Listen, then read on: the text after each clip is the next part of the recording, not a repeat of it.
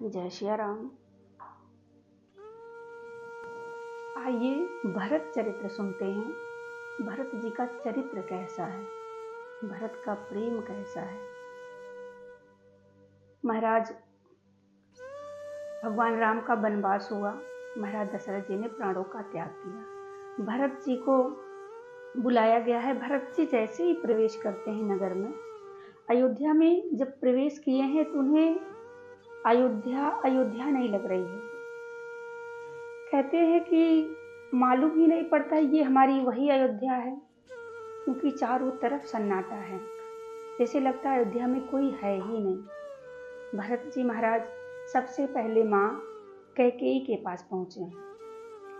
कैकेयी माँ के पास जब पहुंचे तो माँ कैकेयी आरती की थाल लेकर खड़े हैं और महाराज भरत जी की आरती उतारने लगे और बड़ी प्रसन्न है। भरत जी को लगा कि यहाँ सब कुछ ठीक है, क्योंकि माँ बहुत प्रसन्न है। भरत जी ने पूछ लिया, माँ सब सकुशल तो है? कैकेयी माँ कहती है, भरत सब ठीक है, पर भरत मैंने तो सारी बात बना ली थी और एक छोटा सा काम बिगड़ गया। कहते हैं, तात बात में सकल संहारी, भय मंथरा सहाय हमारी। मंथरा जो है ना, हमारी बहुत सहायता की, समय रहते हमारी आंखें खोल दी। भरत जी कहते हैं कि माँ आपने कौन सी बात बनाई? कैकेयी माँ ने कहा, भरत एक छोटा सा कार्य बिगड़ गया। कौन सा कार्य? कहते हैं कि मैंने सारी बात बना ली थी, पर बीच में विधाता ने, ब्रह्मा जी ने एक छोटा सा कार्य बिगाड़ दिया। आपके पिता अब इस संसार में नहीं रहे। जैसे ही माँ ने ये बात बोली कि अब पिताश्री नहीं रहे, मानो भरत जी महाराज जमीन पर गिर पड़े और लगे बिलख बिलख कर रोने। किसी प्रकार से धीरज धारण करके खड़े हुए और फिर पूछते हैं, माँ क्या कारण था? पिताश्री के जाने का क्या कारण था? माँ ने सारी बात बताई। कैकेयी माँ ने कहा, बेटा मैंने 2 वरदान मांगे थे। एक तो तुम्हारे लिए राज्य मांगा था और दूसरा मैंने राम को 14 वर्ष के लिए वनवास मांगा। और जैसे ही माँ ने कहा कि तुम्हारे भैया राम के लिए मैंने 14 वर्ष के लिए वनवास मांगा, अब तो महाराज भरत जी अपने पिता की मृत्यु को भूल गए। पिता की मृत्यु भूलकर मानो महाराज भरत जी खड़े खड़े मूर्छित हो गए। जैसे अगर छोटा दुख हो, उसी समय हमें बड़े दुख के बारे में पता चले तो छोटा दुख हम भूल जाते हैं। उसी प्रकार भरत जी महाराज छोटा दुख भूल गए, पिता का मरण भूल गए और भैया के दुख में इतने दुखी हुए, मेरे भैया वनवास चले गए। देखिए, भरत जी ने माँ कैकेयी को बहुत कुछ सुनाया। माँ तू कैसी माँ है? तेरे मुंह में, तेरे हृदय में दर्द नहीं हुआ जब तूने मेरे भैया को वनवास के लिए कहा? तो ऐसा कैसे कर सकती है माँ? भरत जी ने बहुत भला बुरा कहा, बहुत भला बुरा कहा। और उसी समय देखिए महाराज मंथरा जो है ना, सजी धजी खूब गहने ला दी, उसी समय आ गई। जब मंथरा आई, शत्रुघ्न जी महाराज ने देखा और जैसे ही देखा उनका क्रोध बढ़ गया। जैसे अग्नि हो ना, अग्नि की तरह क्रोध बढ़ जाए और उसमें कोई आकर घी डाल दे। मंथरा ने घी डालने का काम किया। जैसे मंथरा सजी धजी आई, शत्रुघ्न जी महाराज बड़े क्रोध में आकर हुमगी लात तक कुबर मारा, परी मुंह भर मही करत पुकारा। दे लात, एक लात जमाया और वो मंथरा जाकर जमीन पर गिर पड़ी। उसके मुंह से खून निकलने लगे, कुंवर टूट गया, सर फूट गया। और वो क्या कहती है, आह दहहि मैं काह न सावा, करत नीक फलु ऐसन पावा। मंथरा क्या कहती है, मैंने आपके लिए अच्छा किया और मेरे साथ इतना बुरा हुआ। अब बताइए, क्या मंथरा सही कह रही है कि मैंने अच्छा किया? भरत जी महाराज शत्रुघ्न जी को पकड़ लेते हैं। शत्रुघ्न जी से कहते हैं कि शत्रुघ्न छोड़ दो इसे, इसका कोई अपराध नहीं है। शत्रुघ्न जी ने कहा महाराज, अपराधी को दंड देना धर्म है। शत्रुघ्न जी पूछते हैं, भैया एक बात बताइए कि अपराधी को दंड देना अधर्म है कि धर्म है? तो भरत जी ने कहा, भाई अपराधी को दंड देना तो धर्म ही है, पर ये तो जान लो कि दोष किसका है। शत्रुघ्न जी महाराज कहते हैं कि भैया आपको शक लगता है कि अपराध इसने नहीं किया? भरत जी कहते हैं नहीं, पहले पता लगा लिया जाए कि किसका अपराध है। अपराध जब पता चल जाए उसके बाद ही उसकी पिटाई शुरू करनी चाहिए। तो शत्रुघ्न जी ने कहा, भैया तो आप ही बताइए अपराध किसका है। भरत जी ने कहा कि ना तो कैकेयी का अपराध है, ना तो मंथरा का अपराध है, अपराधी तो मैं हूं। शत्रुघ्न जी ने कहा, भैया ये क्या आप कह रहे हैं, आप अपराधी हैं, कैसे? भरत जी कहते हैं कि ये जो सारा कार्य हुआ इसके पीछे कौन है? मंथरा ने यही तो कहा था कि पूत विदेश न सोच तुम्हारे। कैकेयी माँ को यही कह के तो भड़काया था कि तुम्हारा पुत्र विदेश में है और तुम्हें जरा भी सोच नहीं है। मंथरा तो मंदमती है, वो तो पागल समझो उसको। पागल से फिर आशा काहे रखते हो कि वो कुछ अच्छा करेगी? अपराधी तो मैं हूँ, अगर मैं होता ही नहीं तो फिर मेरी माँ मेरे लिए राज्य नहीं मांगती और ये सब कार्य नहीं होता, पिताश्री स्वर्ग नहीं जाते, भैया को वनवास नहीं जाना पड़ता। सारा दोषी जो भी अपराध है वो मेरा है।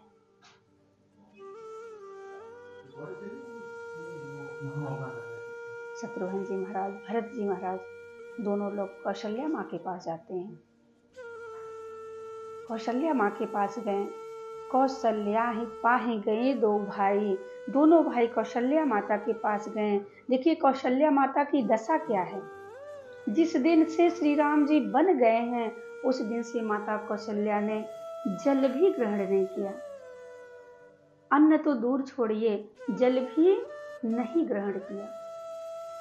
इसमें दोष किसका है?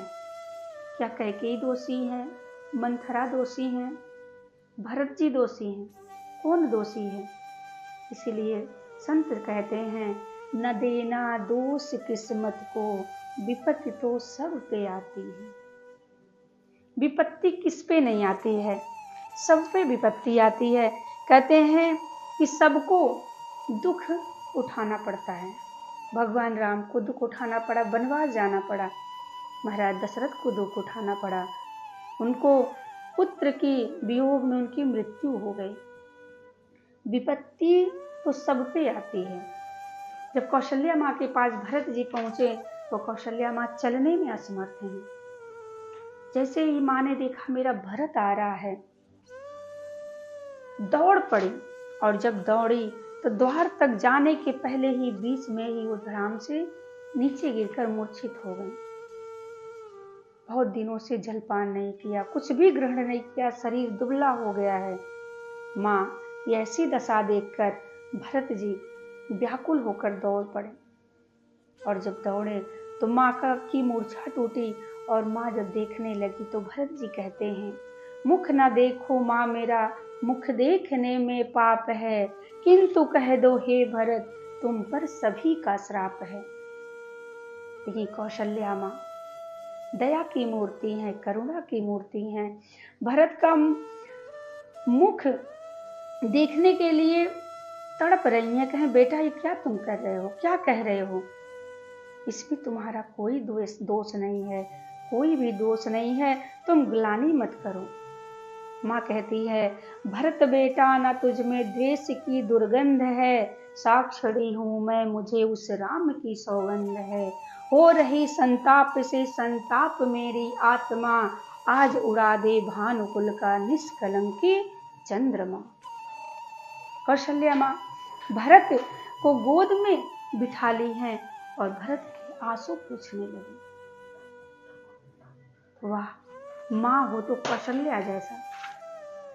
द्रोह करके कैकेयी हानि मेरी कर गई, देख लो कोई भी मेरी सूनी गोदी भर गई। कौशल्या माँ कहती हैं कि मेरी सूनी गोदी आज भर गई। भरत ने माँ, यहाँ तो भरत जी कहते हैं यहाँ तो भैया के बैठने का स्थान है, आपने मुझे बैठा लिया। कौशल्या जी बोली, मैं राम को ही बैठाई हूँ। बेटा मैं जानती हूँ तुम्हारे बारे में। आ गया मेरा वही, तू राम सचमुच राम है, तू वही अरु तू वही, भिन्न केवल नाम है। तुम्हारे भीतर भी मैं राम के ही दर्शन करती हूँ।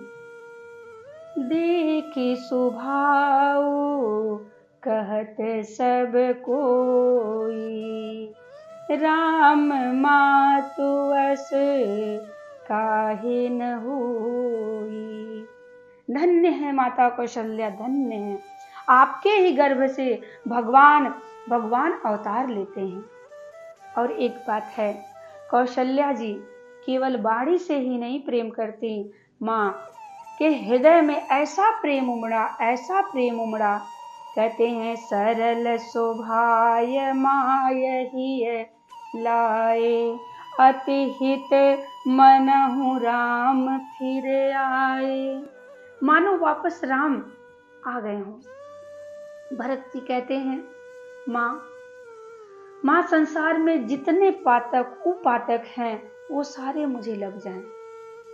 भरत जी कहते हैं माँ, क्या मैं किसी से कहूंगा कि इसमें मेरा कोई दोष नहीं है तो क्या ये दुनिया वाले मानेंगे? क्या मानेंगे कि इसमें मेरा दोष नहीं है?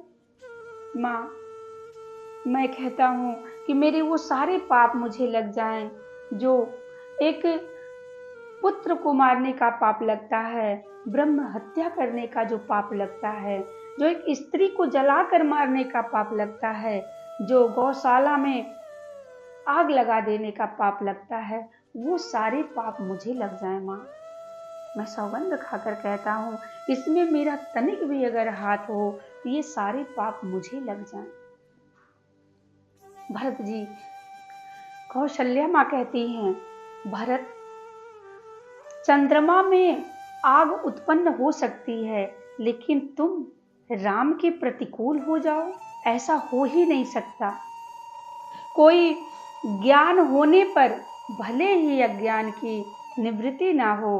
कहते हैं कि ज्ञानी अज्ञानी बन सकता है, परंतु मैं ये कभी नहीं मान सकती कि भरत मेरा राम के प्रतिकूल हो सकता है। भाय ज्ञानो वरु मिटे न मोहु, तुम राम ही प्रतिकूल न होहु। राम सिया राम जय जय राम। और बेटा, राम जी के बन जाने में तुम्हारी सम्मति तो है ही नहीं, हो ही नहीं सकती। और जो इस सम्मति को मानेगा वह स्वप्न में भी सुख नहीं पाएगा। मत तुम्हारे ये हो जो जग कहीं, सो सपने हो सुख सुगति न लहहीं। राम सिया राम जय जय राम। माँ कौशल्या भरत जी को माँ कौशल्या रात भर समझाती रही, उनकी आंखें पोंछती रही। भरत जी के अश्रु रुक ही नहीं रहे हैं। इतना प्रेम करते हैं भरत जी। कहते हैं कि अगर राम वनवास ना जाते तो भरत के इस प्रेम को कोई समझ नहीं पाता। अगर प्रेम करना ही है तो भरत से सीखा जाए, यही प्रार्थना किया जाए। हे भरत जी महाराज, जितना प्रेम आप राम जी से करते हैं उतना प्रेम नहीं, थोड़ा ही मुझे भी हो जाए। ऐसी सभी लोग प्रार्थना करिए और भगवान से प्रेम करिए। जय श्री राम। राधे राधे।